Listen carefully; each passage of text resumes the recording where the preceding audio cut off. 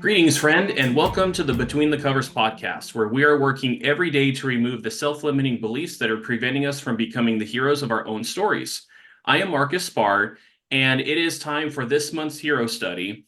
And I said when I was doing the Rocky Balboa one, I was going to really challenge myself and stretch myself on this month's hero study. And instead of going alone, talking about a person that I don't know anything about other than she is incredibly popular and has been in the music industry and effectively redefined herself multiple times over, I figured I would bring someone who is more of an expert than I am. It is it's one of those things. I'm being a hero of my own story by recognizing I need someone else to help me with this conversation.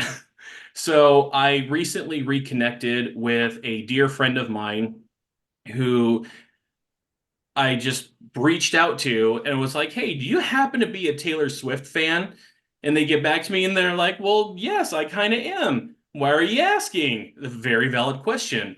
So I have with me my dear friend Kai Faith on the podcast, and we're going to see what it's like to have me interview someone. And they are a fan of Taylor Swift, and I figured who better to talk to than someone who has been involved in this culture way more than me, who's not a part of the target demographic. So welcome, Kai. I'm glad to have you on the podcast. Hi, I'm glad to be here. Thank you for including me. And I love music and I love talking about music, so I am here for it. I really just wanted to bring someone on who knows more. And so I'm just curious. We'll just start off with a very, hopefully, it's a simple question of from your perspective, Kai, what makes Taylor Swift a hero in your view or in your life? Yeah. It's a good question. It is simple, but there's lots of nuances as all good questions have. I think the thing that I've always admired about Taylor Swift, and you mentioned this earlier, is she's redefined herself and the industry that she's in several times over. And as she's redefined herself, she's been unapologetic about all of those changes. But also at the same time, she hasn't, when you're in a music industry, there's always kind of feuds and things that help increase awareness and relationships with other artists. And there's always kind of that paparazzi part of the formula. But in a very general sense, the rumors and the things around Taylor Swift have always been handled well, very kind of thoughtful and kindfully, I think. So on top of reinventing the music industry and her own label and brand, um, she's never turned into like this villain like person. It's always been a very clear, like, I know who I am, I know what I'm doing, and people can like it or not. And a lot of people really like it. So I I think I really like that. I really do like that because one of the things that I have often experienced, especially with the clients that I work with, we do not just work over their maladaptive coping mechanisms, but a lot of it comes around to their identity mhm, because they have these horrible images of themselves and they believe these very negative things about who they are that it's like it's no wonder we have so many people walking through life as victims of their own story because they're believing all of this garbage about themselves. And so hearing that Taylor Swift is one of those who is unapologetic about redefining herself, making these changes in her career, and doing what she knows is right for her. I really resonated with that as you shared it. Yeah, yeah. And I really do think that that's why Taylor Swift has only grown in popularity over the years. Most people in the music industry, you'll kind of watch them grow and then stagnate at some point, and they'll kind of just ride that for however long that they can. But as the years have gone, Taylor Swift has only kind of exponentially grown as we've seen. And I think that that plays a big part of it is because she knows what she's doing and she is intentional about what she's doing. And she's not a or she's willing to keep pushing. She doesn't really stop at some point and be like, I can just take it easy now. She just keeps going, you know? Not getting into that mentality of, okay, I've reached the top of the mountain, now I can just coast the rest of the Yeah. way. It's like, no, there's more mountain for me to climb here. There's more to explore. There's more to do. Yeah. And you had mentioned about some of the controversies. One of the things that I'm really going to put myself out here on this one. I remember there was some bizarre controversy that took place between like Taylor Swift and Katy Perry, I think it was. Yeah. And I didn't even really know what was going on. I just knew there was some feud that was going on between them. And Yeah. one of the things now Katy Perry has a name for herself as well. Mhm. But one of the things that, at least from my observation, is like Taylor Swift just brings the crowds in. I mean, last year I did a recovery retreat with some other coaches, and I landed in Las Vegas and then we drove to Utah. And I remember it was pretty much an entire weekend deal. I fly in and there's a ton of Swifties on the plane because Taylor Swift was having a concert in Las Vegas. Mhm. And as I was going back on Sunday, I was flying back with a lot of Swifties again because the concert was done. And one of the things that I found really fascinating is how, I mean, for one thing, I was surrounded by estrogen, more estrogen than I've ever been surrounded by in an airport in like forever. It was an experience. I wasn't uncomfortable by any means, but I'm like, wow, is this a crowd? But one of the things that I found so intriguing was the dynamic of the demographic that she was bringing. I saw young girls with their older sisters who are like in high school or in college, and then their moms as well, and they're all wearing the same Taylor Swift concert t-shirt. I mean, it's like not only is she just making her name and just unapologetically putting herself out there, but she is connecting so many generations of people through her music and through her personality. I was flabbergasted when I saw it. It was incredible. Yeah, yeah. As kind of going off of what I was saying earlier, some other artists will kind of find their demographic and the diehard fans are the ones that have been there forever and they're like invested in it. And sometimes there'll be some other groups kind of sneaking in on the sides, but their main aim is like their one demographic. And Taylor has this um, magnetic pull that just pulls in all of these other people, and it's more than just. I mean, she has her main demographic to be sure, but it brings in so many new fans and old fans and all of this stuff. So yeah, yeah. That's awesome. And I'm curious, what about Taylor Swift's music really speaks to you? Because let's face it, when we're talking about a music artist, I mean, even for me and the music that I listen to, there is a reason why we're drawn to it. Mhm. And for again, the Final Fantasy 16 soundtrack that I listen to, the song Ascension is like my all-time favorite. And Mhm. I didn't realize until I started looking at the lyrics how much those lyrics were speaking to me. Even though they're very choral in how they're presented, I couldn't understand a word of what was being said. And in fact, I was mishearing a lot of words in these songs. As soon as I started following along, it's like, wow, this is really speaking to me. And it's no wonder that I am so drawn to this song. So what about Taylor Swift's music just draws you in, and what about it speaks to you? Yeah, I think for me, the biggest thing is the storytelling.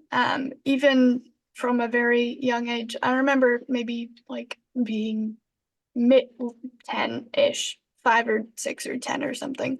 And the small town that I lived in at the time, we got two radio stations clearly all of the time. Everything else like faded in and out depending on where you were standing at the time, but like two radio stations were consistent. It was kind of an old-timey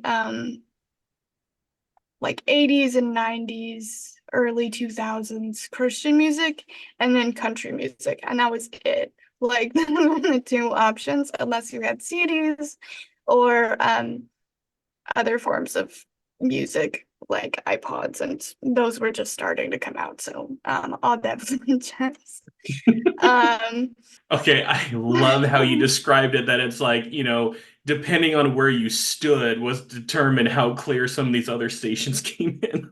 honestly, yeah. We used to take like a whole radio like outside to listen to it while we played in the yard, and it really depended on where you put the radio. Um, so and like the antenna and getting all the signals, all that fun stuff. So Mhm. those were like the two stations that we got, and my family being a conservative Christian family, listened to a lot of kind of the older style Christian music. And I liked it, but it wasn't current. It wasn't like up to date with anything that was going on. So country was my gateway into like current music, current themes in the world, updated news maybe. I'm So I'm one of those people. I would have much rather taken the older Christian music than listen to contemporary country because that is just not my thing. But that's beside yeah. the point. Yeah, yeah. So I remember being super young and Taylor Swift was just first coming out with some of her music, and Yeah, she okay, was very so firmly so help me with this. Did she start out as a country artist before it became more pop? yeah, yeah. That pop, yeah, pop is. I was thinking, am I missing a word with that? No, it's pop. Yeah. She started very firmly in a country genre. Um she was she was a very like light and soft female Christian, or sorry, female country. Goodness, I don't know where that came from. Female country artist. And she was a sweetheart, honestly. She was young, she was soft and um teenage girl kind of vibes. Mhm. So that's where she started. Um and her first, I think at least her first album or two was very kind of centered in that position. And then she started moving more towards kind of a pop country vibe. And then she kind of firmly got her stance in pop. And that's where she is now. So she started country for sure. And she still has some elements in that, but for the most part, she found, I think that was her way into the music industry, and female artists have a history of having an easier way segueing into country music and Christian music than other ones. You kind of have to have a very specific brand. So to start out in pop is a little more difficult and a little bit more luck. Starting in country and moving into something else was a little easier. So I don't know if that was her intention originally, but that was very clearly the path that she was going on. Yet Um, that's also like the first step in how she redefined herself as well. yeah, yeah, Yeah, that was starting kind out of in country and then starting to transition towards the more pop end of the music industry, country pop, and then just into pop in general. So she was from, it sounds like from a very early age, she was already like redefining herself in just who she is as a musician and an artist. yeah, yeah. And getting kind of circling back to the question, the part of the music that stands out is she was a very clear storyteller from the beginning. Like the music that you listen to, or the music that she wrote and that I was listening to, it gave you a story that you could hold on to and you could like, well, for me, I'm a very visual thinker, so I could like play through the song and watch it happen like a movie, and I was like, oh yeah, this is a whole story, a whole thought. And the more you got into the albums, the more of a like broader picture story it was. But it's very clearly written with the intention of telling a story. Um, there are other musicians that focus more on melody and kind of tune and whatever is currently popular, and other artists have different styles, but Taylor Swift was very firmly a storyteller at the beginning, um, and that's just continued to grow. I saw an interview with her recently. I don't remember when the interview was done. It was probably a while ago. But she was talking about especially as her albums have grown, her and her songwriting team have been really intentional of like giving different layers to her various music and her various songs so that it has little callbacks to other songs previously. It has little Easter eggs. So if you want to go deep into like the Taylor Swift lore, you could, and you could like dig for all of these things and connect all of these dots. But if you just want to like surface level, it's just a good story, it's a good song, and it's enjoyable for everyone. And you can kind of choose your own adventure with how invested or interested or connected all of these things are. Um, Yeah, that's incredible. And I really yeah. resonate with what you're sharing about her being a storyteller in this art form because I'm a storyteller. That's the whole point of this podcast is to get into our stories. And I have listened to songs where they are trying to craft a story, and then I find myself having to Google what do they mean by that? What did they mean by this one line or this one verse or something in there? And then I start going down this rabbit hole of what they're meaning, and I'm like, wow, I didn't even get that. There's Yeah. no way I would have made that leap over to what they were trying to get across here. Yet it sounds like with Taylor, she is not just telling a story, but it's not really ambiguous either. Like Mhm. it's up to your interpretation. It's like, no, this is the story. When someone is telling a story, if you resonate with that story, it's going to have that much greater impact on you as the receiver, whether we're talking through music or we're talking through just like a comedy sketch or however the story is being presented. Mhm. And man, it's like the more I hear about Taylor, the more impressed I am with her that she changes her image. She doesn't stay in the status quo. She's constantly pushing and striving and doing more. And she's resonating with so many people, including you, just through the stories that she's telling. Yeah, yeah. And yeah, no, she is as a storyteller, she has always been very talented at it, and that has what has made her stand out in a lot of ways. But I feel the same way. I am not like the hugest Taylor Swift fan by any stretch of the means, but the more that I learn about Taylor Swift, the more that I'm like, you know what? You're very smart. You're like super intelligent and you're super thoughtful. And on top of that, over the years, her image has changed, but she hasn't become someone that people don't look up to. Like usually, heroes will show their true colors eventually, or they'll something will happen and it'll change them as a person or their image, and then they play into that. So like as an image or a hero, they change very clearly. Um, so despite all of her changes, because she has a clear identity, she sticks with it and she has maintained or she has stayed true. Um, and I think that over time, it's very clear that she is a thoughtful and intentional person. Um, but she's also, I don't know, going back to, she's very caring. I think she cares a lot about the people that she's interacting with and people that she surrounds herself with.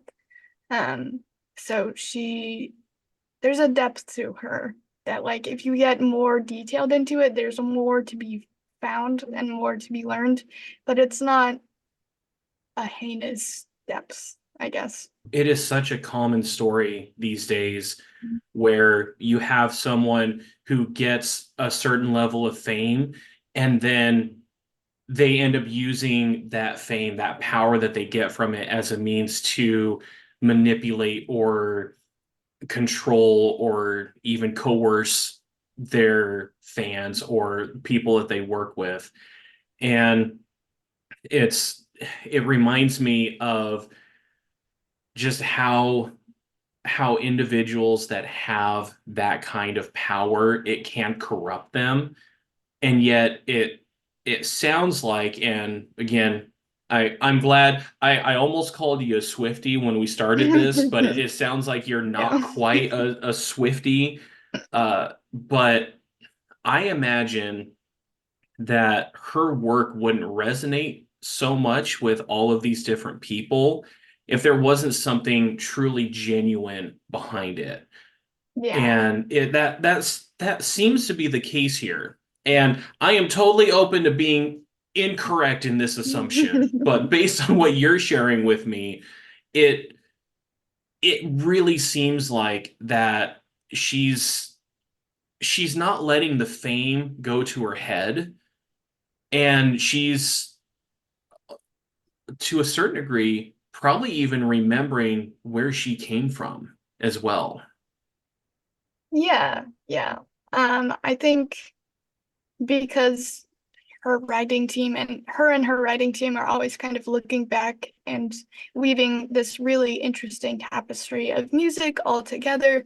There's there's always an intentional look back and an intentional look forward, and that balance, I think, I mean, as a person, I know that me looking back and then me looking forward is a good way to center myself in the present because I'm like, okay, this is where I was, this is how I moved to where I am now, and this is where I want to be. How do I get there? Um, so having that a part of the music making process, again, adds to that depth and that genuine sense. And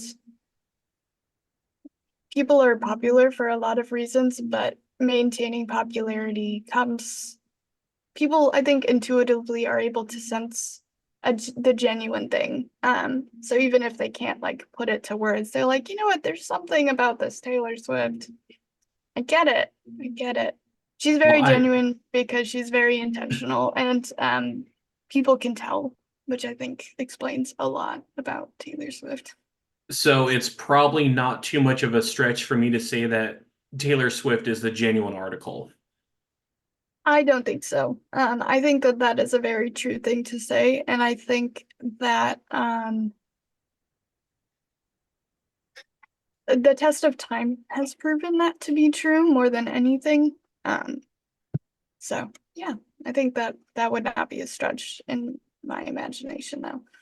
And one of the things, as we've been having this conversation, one of the things that's been standing out to me here is the podcast before this, at least I hope it's the one that's before this, is how it is natural for us to question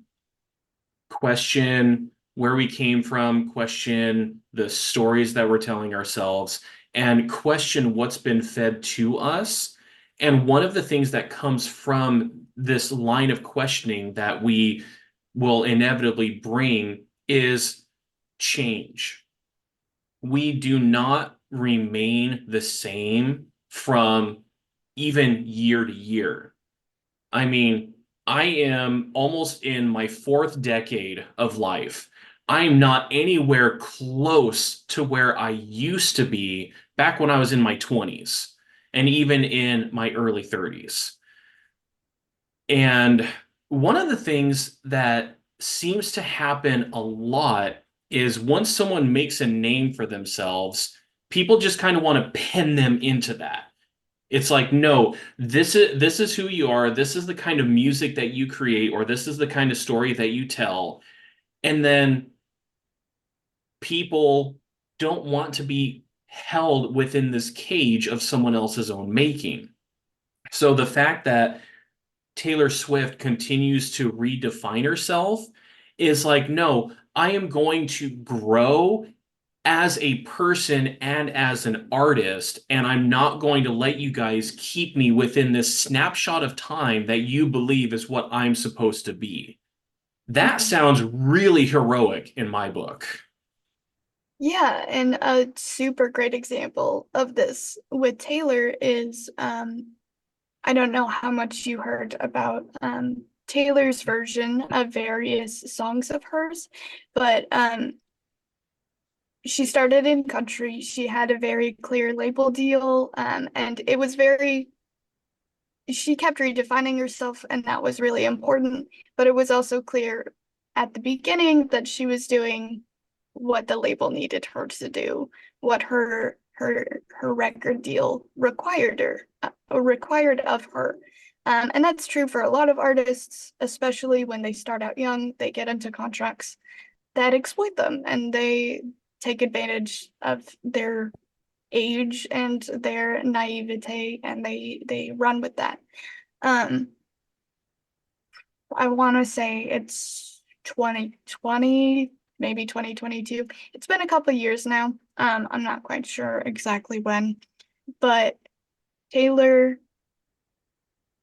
broke the contract with her record deal after many years with it and redefining kind of her own deal and all of those things. But she finally broke contract, and she got a new record deal. She got a new label working behind her, and she wanted to re-release her music, the stuff that she had done before, all of the past albums and music, and she wanted the rights to them. But the label had the rights to them because of her record deal, and they were not going to budge. They weren't going to negotiate. They weren't going to do anything with it because it was their property. They had um, the legal standing to have those songs. So instead of kind of moving forward, I mean, she still moved forward, but instead of just like giving up and moving forward, she re-released her own versions of those songs um, with her new label. So now there's her original albums with the old label, the re-released Taylor's version of those albums, and all of her new music moving forward. So in a lot of ways, she recognized the restrictions of where she was. She found a way and decided, okay, I'm done. I'm moving on to something new. But she also wanted to reclaim her past. And when there were very big barriers to that, she said, okay, well, I'll do it on my own terms because that's what I always do. So she she did what Taylor does, and she said, "Okay, I'll do it on my own. I don't need you. It's fine." Um, so a lot of people really resonated with that because not only was she redefining herself again, she was also saying, "Hey, I was a kid. I signed a record deal and I did what I needed to keep that record deal, but that's not what's happening anymore. That's not accurate to my future. That's not what I need now. But I'm not throwing away the past either. I'm recognizing it. I'm rebranding it. I'm doing what I need to still connect with it and still appreciate it for what it was, but also move forward. And you were talking about breaking out of these boxes and these chains of like our preconceived perceptions and other people's expectations. And that was a big moment for Taylor Swift because she did all of those things. She was like, nope, I'm done. I'm moving forward, but I need my stuff. I need my stuff back. I'm not leaving empty-handed from this. So um, again, it's just another layer of Taylor Swift doing these things where she's like, no, this is mine. And like, we had a deal, sure. I can't make you give them to me, but I'll do what I need to make them my own because they are mine anyway. So, um, That's incredible. I had no clue she had done anything like that. And as you're explaining this, in my head, I'm thinking, way to go, girl. Man, way to yeah, reclaim and and just way to go with breaking out from all of these things that it sounds like they were even holding her back to a certain degree because the original label might not have even allowed her to share some of the stories that she really wanted to tell. yeah, And the yeah, fact that she is re-releasing these new Taylor versions of some of these old songs is like, no, there is still more for me to tell through this song that I wasn't allowed to. Man, yeah. way to take the power back. I know, I know. Um, for like I was following Taylor kind of through pop as you do because there's so much pop and there's so much music all of the time. So I kind of had my ear out for, but once all of this happened, post COVID or mid COVID, unclear, through the pandemic and everything, it was clear that everything was shifting, but Taylor took the opportunity to shift it, the music industry and her label and record. And I was like, oh, this makes this way more interesting. And I think that's another thing that really helped push her to the place that she is now. Because again, everyone was feeling this big shift in everything. And everyone was feeling stuck indoors and stuck in these very difficult places with health and a lot of other things. And Taylor was like, you know what? I need to do what I need to do for myself and for my future. So I'm taking the opportunity to do that. So it resonated with a lot of people, but it's one of those really hard things that is not an easy option. It's not an easy choice, and it took a lot of work and it took a lot of fighting and a lot of changing to do. So again, watching Taylor get to where she is now, I'm like, okay, this has very clearly been a huge step for her, and it has led her to where she is now. Um, and who knows where she'd be otherwise. So it's kind of wild and crazy. And I just want to restate what you said there because as you're describing that, just in my headphones, I'm like, are you listening to all of the conversations that I have with my clients and the things that I've been saying on this podcast since I launched it? Is to become the hero of your own story is going to require overcoming incredible resistance. And in Taylor's situation here, the resistance came from an external source from the record label and maybe some of these other people that had influence in her life. And she worked hard and she went for the challenge of, I am going to do what I know I need to do. And that is 100%. I'm so glad we've had this conversation. It is 100% how we become the heroes of our stories. And the resistance is not always going to come from some external source. In fact, probably for more, I don't know, common people like you and I here, Kai, the Mhm. resistance is most likely going to be internal. We are going to have to deal with these negative messages and these beliefs that we have about ourselves that we use to justify or even rationalize why we shouldn't take the steps that we either want to or we know that we need to. Mhm. Oh, I'm so in love after all of this. This has just been I knew there was something in the universe that was telling me, you know what, your next hero study needs to be on Taylor Swift. And as we've been having this conversation, I'm like, yeah, this is the conversation I really needed to have. Yeah, yeah. As soon as you reached out and were like, "Hey, I'm doing a hero study. I'm doing Taylor Swift." I don't quite know why like this works, but it definitely does. So let's just talk about it. And I was like, honestly, you couldn't have chosen a better hero.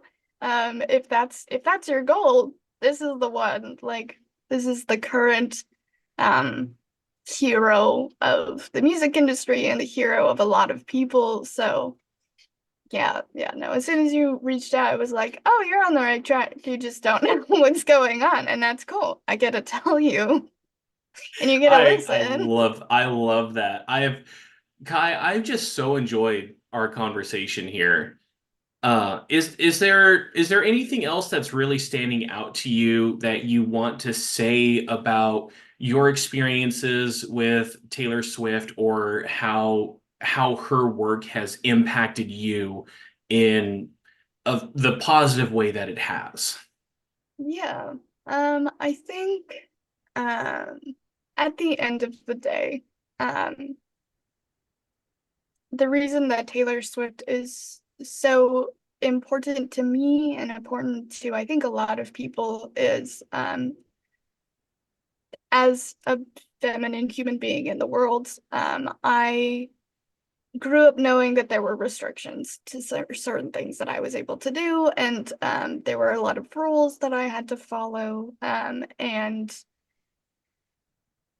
as I have gone through the process of kind of deconstructing some of those things and rebuilding new things, and all of the hard work that Taylor has been doing on an external level, again, I've been doing more on an internal level to most of the time. Um,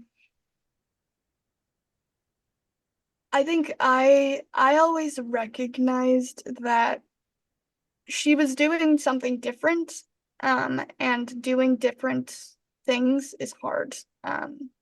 Doing different things is always gonna come with resistance. But that sense of identity is something that I also really resonated with because I have always had um, a strong moral compass and a strong sense of identity, even if I didn't always know what that meant or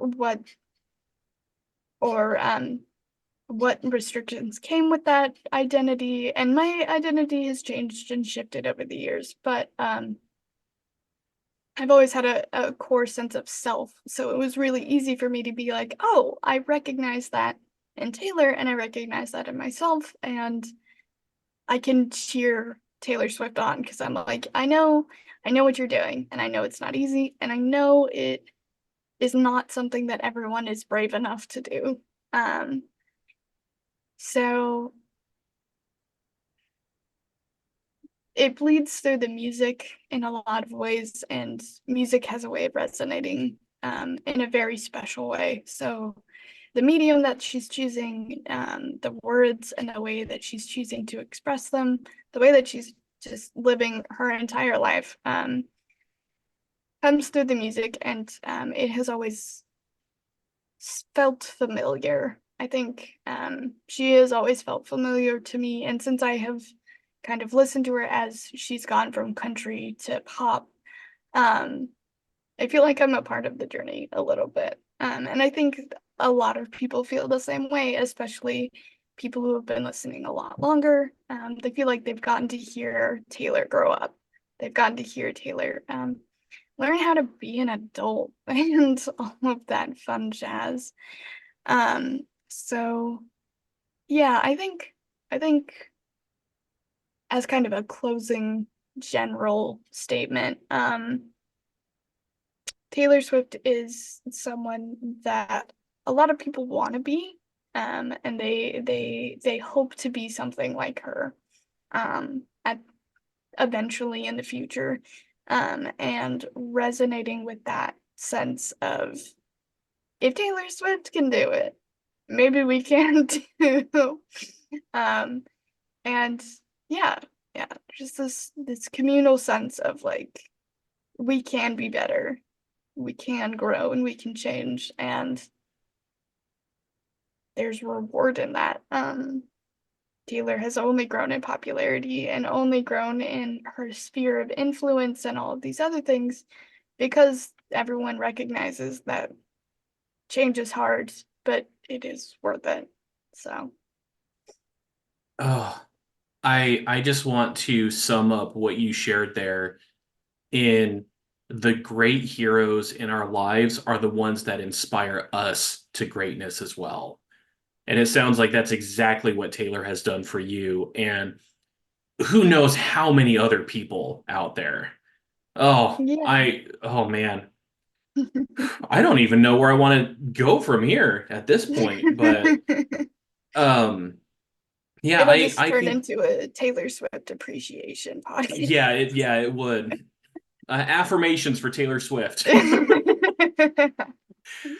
All right, so one final question here, Kai.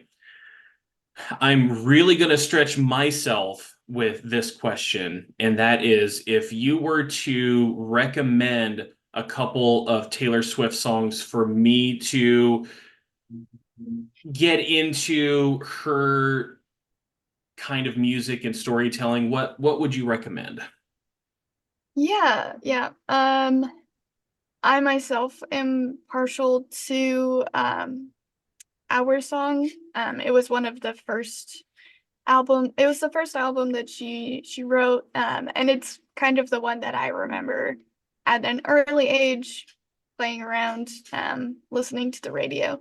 So I am partial to that song particularly.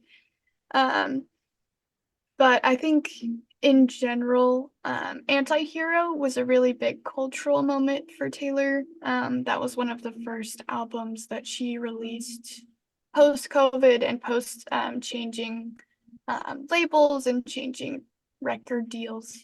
Um, and that one has become really popular too because of the storytelling, but also because it came at such a pivotal moment.